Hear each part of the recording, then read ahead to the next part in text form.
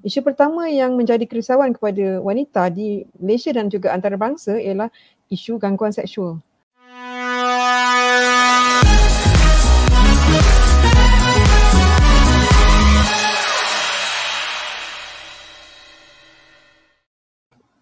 Assalamualaikum warahmatullahi taala wabarakatuh. Apa khabar kita? Apa khabar hati kita?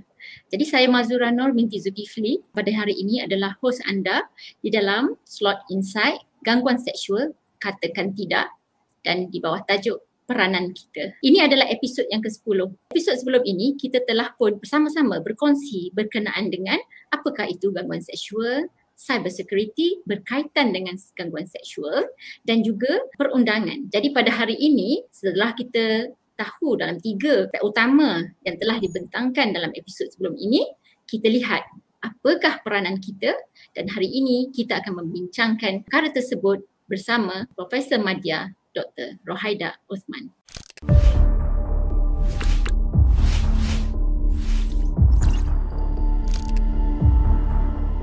Assalamualaikum Dr. Rohaida Osman. Ya, bersama kita. Apa khabar Dr. Rohaida? Waalaikumsalam warahmatullahi wabarakatuh. Baik, alhamdulillah Mazura.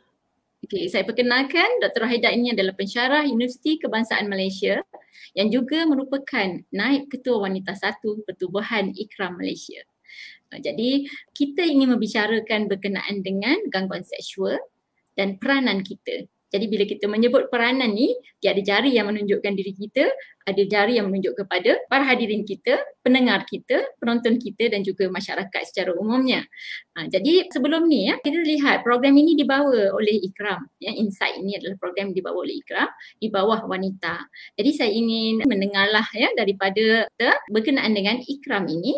Siapakah Ikram ini? Apakah pengenalan berkenaan Ikram? Dan kenapa edukasi perihal wanita ini penting di dalam Ikram? Ya, terima kasih Mazura.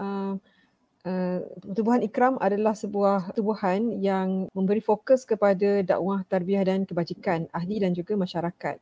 Jadi wanita Ikram adalah merupakan sayap wanita di bawah Pertubuhan Ikram Malaysia. Jadi wanita Ikram memberi fokus sudah pastilah atas isu-isu wanita, keluarga dan kanak-kanak. Ya. Salah satu daripada matlamat wanita Ikram ialah menjuarai isu-isu wanita di peringkat nasional ataupun antarabangsa dan membela hak-hak wanita sebagaimana yang telah digariskan dalam syarak. Jadi oleh itu wanita Ikram sentiasa prihatin tentang apa sahaja isu yang memberi kesan kepada wanita. Sebab itu jugalah kita telah memulakan usaha advokasi kita mengenai perkara-perkara yang pembelaan isu pembelaan wanita. Jadi selama ini kita memang memberi fokus kepada usaha tentang pembangunan wanita, memberi kefahaman tentang kedudukan wanita dalam Islam, hak-hak mereka, bagaimana mereka wanita dan juga keluarga, dan kita juga menjalankan aktiviti mengenai pembelaan wanita. Jadi advokasi seringkali adalah mengenai isu-isu yang berkaitan dengan pembelaan wanita.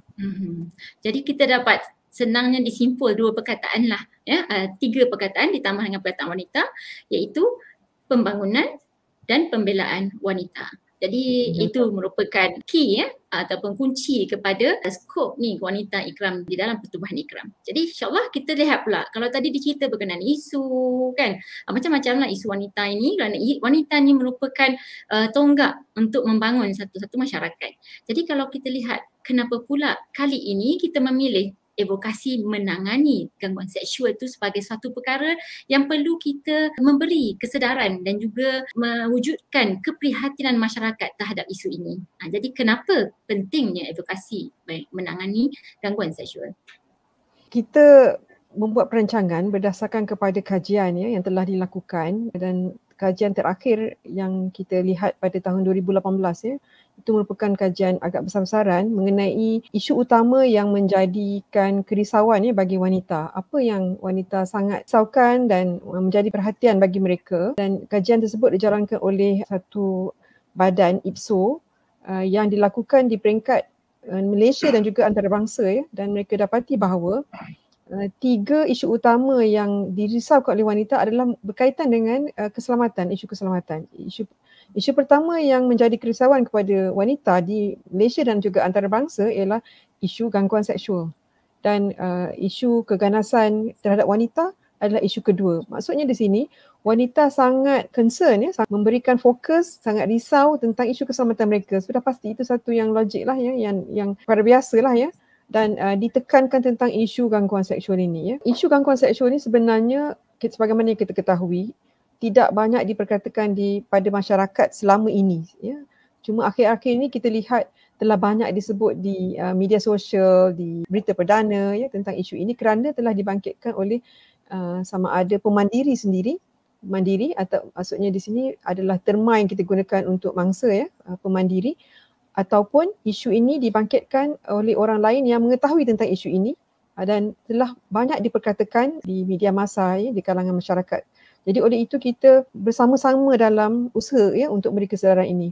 Kita mulakan advokasi kita pada tahun 2018 memberi fokus kepada isu keganasan rumah tangga, isu yang banyak kali disebut ya tentang masalah keganasan rumah tangga. Kita mulakan pada tahun 2019 dan tahun lepas kita telah melakukan kempen hentikan keganasan terhadap wanita, dilakukan selama 2 bulan ya, hujung tahun 2020.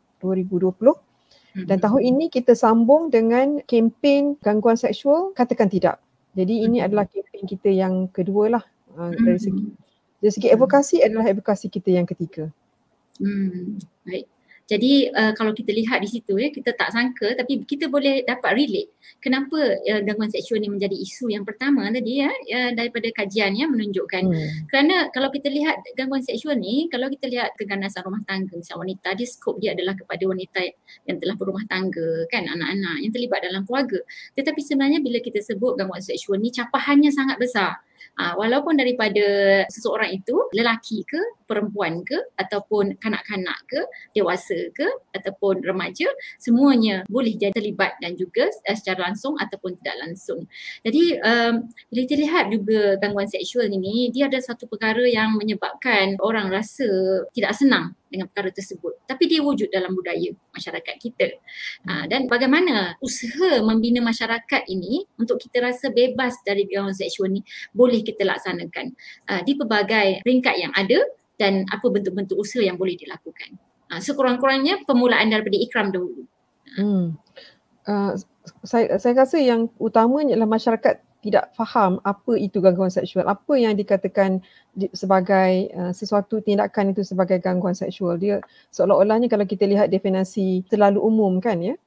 Dan kita berharap daripada usaha kita mengadakan ceramah-ceramah, mengadakan edaran video-video, penulisan-penulisan tentang isu ini, nanti kita dapat menuliskan dengan terperinci apa definisi dia. Sebenarnya kalau kita lihat di kalangan aktivis wanita juga, ini satu perkara yang sedang diusahakan supaya definisi ini boleh diterima pakai oleh semua dan jelas bagi semua ahli masyarakat ya. Bagi aktivis wanita, mereka mungkin jelas apa yang maksudkan gangguan seksual, tapi ahli masyarakat mereka mungkin tak tahu ya, sebagaimana yang Mazura sebut tadi, dia sebahagiannya menjadi satu kebiasaan pula kan. Akhlak-akhlak yang buruk itu jadi kebiasaan bagi mereka. Jadi kita perlu memberikan definisi apa dia yang dikategorikan sebagai gangguan seksual, apa contoh-contohnya ya, supaya kita akan tahu sebenarnya ini tidak boleh dilaksanakan. Bagi kebanyakan orang ini satu yang sensitif bagi diri dia kan, adalah satu yang berbaur lucah dan seksual kan. Jadi itu adalah perkara asas kita perlu maklumkan kepada masyarakat ya, agar semua ahli masyarakat tahu apa dia yang dikatakan gangguan seksual. Jadi berkaitan dengan itu, kita telah mengadakan kempen ini, kita akan mulakan nanti dan selama sebulan pada akhir tahun 2021 ini. Dan dalam itu kita isikan dengan aktiviti-aktiviti untuk memberikan kefahaman kepada masyarakat apa yang dimaksudkan dengan gangguan seksual. Dan juga kita berharap agar maklumat tentang perundangan yang berkaitan dengan isu gangguan seksual ni dapat dikongsikan dengan masyarakat. Kita memang menunggu undang-undang mengenai gangguan seksual ini dibentangkan di Parlimen ya, sebagaimana dijanjikan oleh Timbalan Menteri. Akan dibentangkan pada bulan Disember. Kita memang menunggu, tetapi sementara itu ya, kita perlu maklumkan kepada masyarakat apa relevannya, apakah signifikannya undang-undang ini perlu dinyatakan dengan jelas ya. Yang utamanya ialah dari segi kekaburan definisi tadi. apa yang didefinisikan sebagai itu ya. Walau bagaimanapun kita sudah ada sebahagian perundangan yang boleh digunakan dalam hal-hal yang berkaitan dengan gangguan seksual lah. Bagaimana saya tahu telah dibincangkan ya dalam sesi insight sebelum ini kan. Ya, jadi betul. perkara itu yang kita nak kongsikan ya kepada masyarakat. Apa yang sudah ada, apa yang kita harap akan dibentangkan dalam undang-undang yang akan datang lah. Jadi dalam kempen ini kita nak berikan kepahaman pada masyarakat. Akhir sekali juga kita nak ajak masyarakat bersama-sama untuk berperanan ya. Berperanan terutamanya berkait juga dengan gangguan seksual cyber ya, yang berlaku secara online ya, offline yang di media sosial ya. Kita nak maklumkan juga kepada masyarakat bagaimana nak berakhlak ya. Bagaimana kita sepatutnya berperanan di dalam bila kita berada dalam media sosial tertentu ya, dalam platform-platform tertentu. Jadi kita nak kongsikan perkara tersebutlah. Dari segi kita nak sampaikan maklumat ini adalah untuk ahli dan juga kepada masyarakat di luar ya. Dan selain daripada itu juga ya, kita memang bersama-samalah dengan NGO lain dalam mengenengahkan isu ini ya. Jadi Mazura, saya rasa ahli masyarakat semua sekarang dah ramai dah dengar kan. 2 hari lepas pun menteri ada sebut ya. Ditulis dalam media sosial jugalah ya. Dan dikatakan bahawa ini bukan isu remeh. Jadi kita nak tunggu bahawa rang undang-undang itu akan dibentangkan nanti pada bulan Disember ini, dan kita harap ya selepas ini tindakan seterusnya lah ya dari segi pemandiri tadi bagaimana mereka boleh mengambil tindakan dan sebagainya menggunakan peruntukan yang ada dalam rang undang-undang ini nanti. Dan kalau disentuh tadi sebab Dr. Rohaida ada menyentuh bahawa episod sebelum ini adalah berkaitan dengan perundangan ya. Kita bersama dengan Puan Izzah berkaitan dengan perundangan.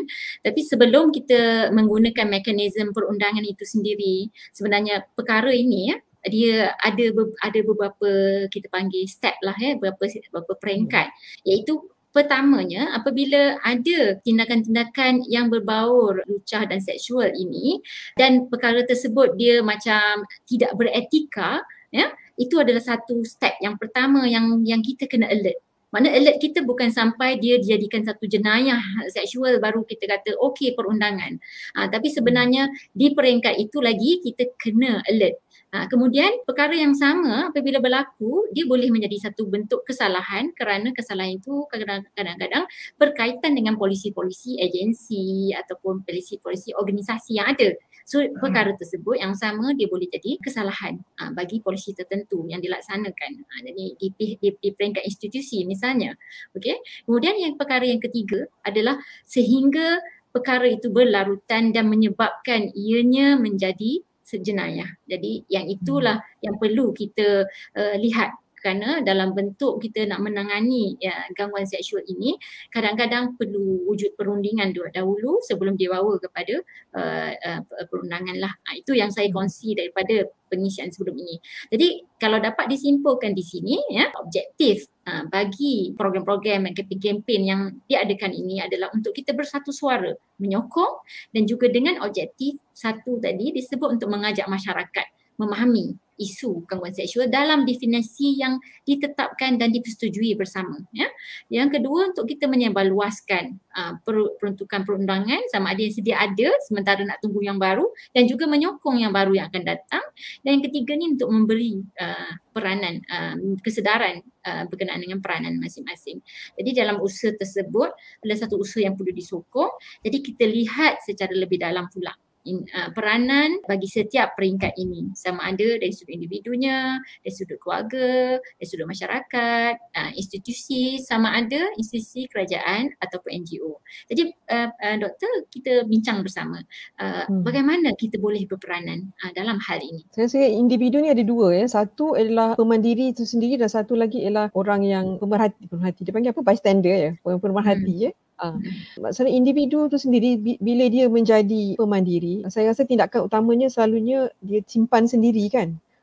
Sebenarnya dalam keadaan begini sepatutnya dia berkongsi cerita dengan orang yang paling rapat dengan dia yang boleh memberi sokongan kepada dia ya. Selalunya rakan baik ke adik-beradik ke yang boleh faham, memahami kita dan boleh mendengar apa yang kita katakan. Kadang-kadang kita ada juga saudara mara ke adik-beradik ke yang memperlecehkan apa yang kita katakan kan. Ini maknanya kita perlu ada individu yang kita boleh percayai yang boleh mendengar apa yang kita katakan dan menjadi penyokong. Pertama sekali menjadi penyokong untuk emosi lah.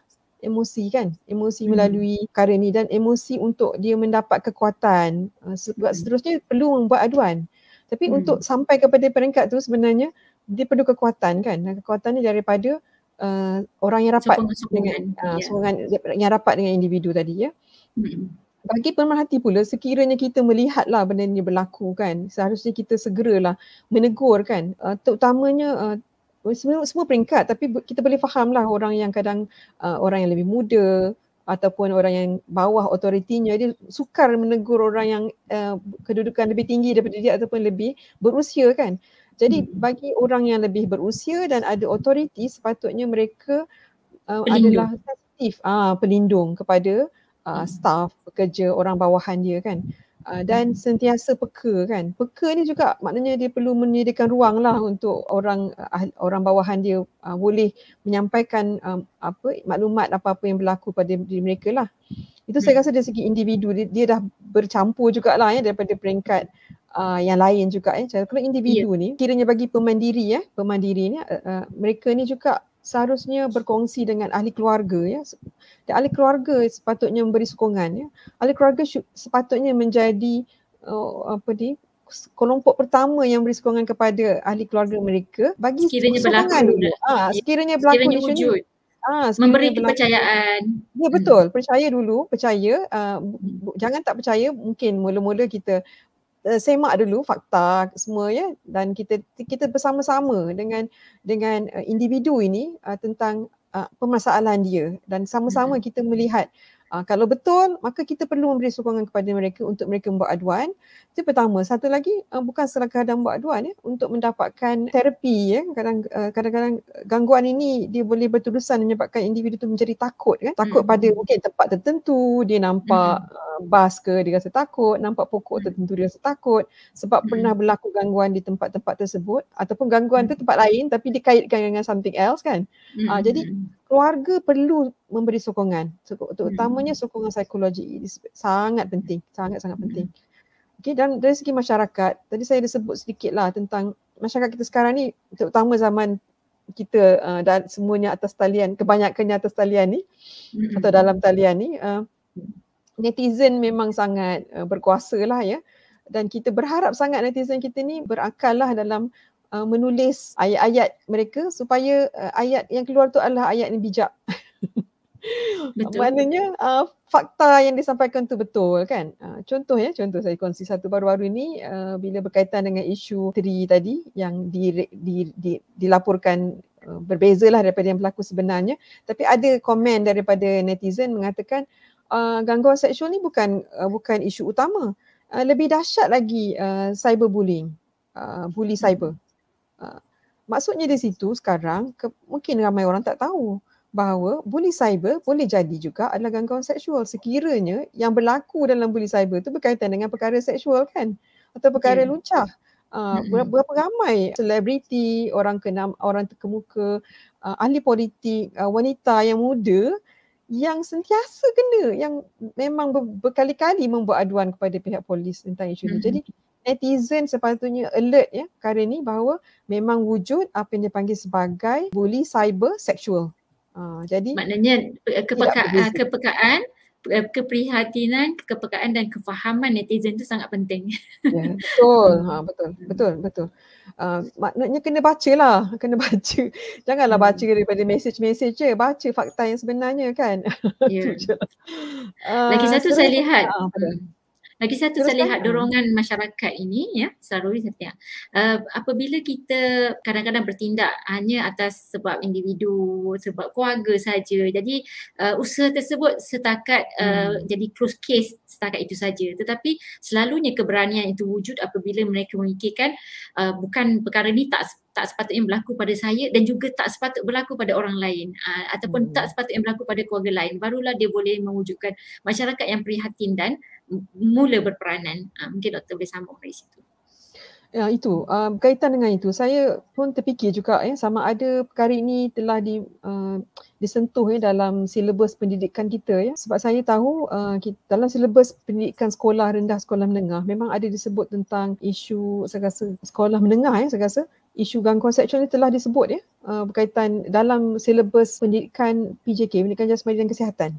Tapi tidak disebut daripada sekolah rendah lagi. Maknanya isu ni dia mesti dimasukkan semasa kita dibesarkan dalam pendidikan kita sebagai individu, perkara ini perlu disentuh Betul. supaya masyarakat semua aware betul-betul faham bahawa isu ini adalah isu diri dia dan isu orang lain kan. Sebagaimana kita belajar kalau subjek kesihatan kita diajar untuk mencuci tangan kan. Mencuci tangan sebelum makan. Itu kita belajar dalam subjek tersebut kan. Maknanya bila orang lain tak buat kita akan memandang perkara itu sebagai jijik kan. Kotor kan. Dan rendah akhlak. Sekiranya perkara yang ini juga perkara berkaitan dengan gangguan seksual ini disentuh daripada peringkat sekolah rendah lagi, dari situ kesedaran itu akan timbul lebih banyak lagi dan mereka akan lebih merasa prihatinlah tentang isu ini untuk diri mereka dan untuk masyarakat. Saya rasa dia perlu bermula daripada awal lagi kesedaran ini. Betul. Dan organisasi-organisasi selain daripada sekolah ada lagi organisasi-organisasi lain yang juga boleh berperanan untuk mencapaikan mesej dan juga objektif bagi kempen ini. Jadi apa pandangan doktor? Betul. Selalunya NGO lah yang aktif dalam isu ini, NGO yang aktivis wanita lah sebab kerana sekarang kita selalu kaitkan dia dengan wanita. Sedangkan sebagaimana yang kita tahu, isu gangguan seksual ini berlaku kepada semua. Sebahagian besar daripada kes adalah melibatkan pemandiri adalah wanita. Itu memang kita tak boleh nafikan. Tapi berlaku juga kepada lelaki kan. Dan of course sudah pasti kalau lelaki sukar untuk dia buat aduan kan kerana itu satu ego yang maknanya agak tercabarlah bila mereka ini menjadi pemandiri kan. Jadi isu ini sebenarnya banyak diperjuangkan oleh NGO wanita dan juga mungkin ada orang kaitkan dengan feminis kan. Kalau saya baca saya pun baca jugalah respon netizen ni bila disebut tentang ini isu feminis sebenarnya, isu gangguan seksual tapi sebenarnya tidak, ini adalah isu umat, isu masyarakat kita. Dan kita Ikram sebagai NGO Islam amat prihatin tentang isu ini kerana kita dapati kemungkinan ada ahli masyarakat kita yang melihat bahawa ini bukan isu orang Islam. Sebenarnya berlaku kepada semua orang. Sebenarnya berlaku kepada semua orang. Jadi saya rasa peranan NGO selain daripada NGO wanita perlu diperhebatkan, terutamanya NGO Islam. Dan saya tahulah macam NGO seperti ABIM memang ada menjalankan aktiviti ni sejak beberapa tahun juga jadi lebih ramai lagi, lebih banyak lagi NGO sepatutnya, NGO yang terdiri daripada lelaki dan perempuan bukan NGO wanita saja untuk memberikan ini sebagai fokus sebagai fokus juga. Jadi kita tengok bila kita tengok masyarakat untuk melihat satu-satu isu tersebut bukan melihat isu itu pada sudut mangsa sahaja perlu dilihat juga dari sudut pemangsanya. Kalau kita ingin membela mangsa, kita ingin membangun semula jati diri pemangsa itu sendiri kan.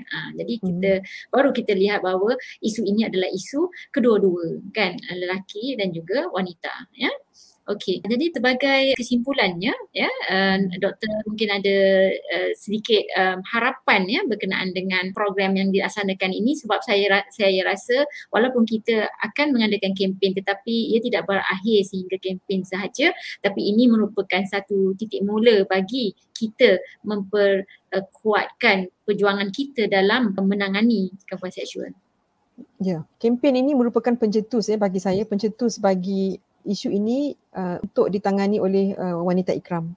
Maknanya tahun ini kita bermula dan kita akan teruskan sebenarnya kempen ini dalam aktiviti-aktiviti lain dan kita akan ada segmen-segmen tertentu khas untuk perkara ini. Diteruskan sebagai fokus yang kita akan teruskan seterusnya lah harapan saya dari segi daripada masyarakat ialah semua orang prihatin tentang isu ini. Tadi saya tak sempat sebut tentang tanggungjawab institusi dan juga kerajaan. Sebenarnya kita tahu di tempat kerja pun sudah ada perundangan yang menetapkan agar dimasukkan isu keselamatan ini Jadi ini salah satu daripada isu keselamatan lah Jadi dari segi masyarakat mereka boleh berperanan dengan memastikan bahawa tempat kerja mereka mempunyai polisi yang berkaitan dengan keselamatan dan memasukkan ini sebagai salah satu daripada polisinya, ya. Dan saya menyerulah kepada semua penonton, ya, untuk bersama-sama kita dalam kempen ini, ya, menunjukkan sokongan kepada kempen ini. Kita ada kempen menunjukkan sokongan, menzahirkan sokongan bersama-sama dengan kita. Kita ada IG live, kita ada FB live, kita ada video-video sokongan oleh selebriti, ya. Sama-sama kita tunjukkan sokongan kita, like dan sebagainya, ya, dalam apa-apa platform yang kita akan kongsikan bahan-bahan kempen kita. Dan saya berharap, ya, agar usaha ini sentiasa akan diberkati oleh Allah SWT dan semua ahli masyarakat akan diberi kesedaran, ya, tentang pentingnya kita memahami isu ini dan bagaimana kita harus membanteras daripada gangguan seksual ini terus berlaku dalam masyarakat kita. Baik, jadi itu dia harapan Dr. Rohaida berkenaan dengan kempen kita dan juga usaha membenteras ataupun menangani gangguan seksual ini. Yang pasti, katakan tidak, bersatu suara, tampil menyokong dan sama-sama kita mengusahakan menjayakan kempen ini dan juga seterusnya kita memperbaiki akhlak masyarakat Malaysia secara umumnya. Jadi insya-Allah itu saja. Terima kasih Doktor. Wabillahi taufiq wal hidayah. Wassalamualaikum warahmatullahi wabarakatuh. Bersama membina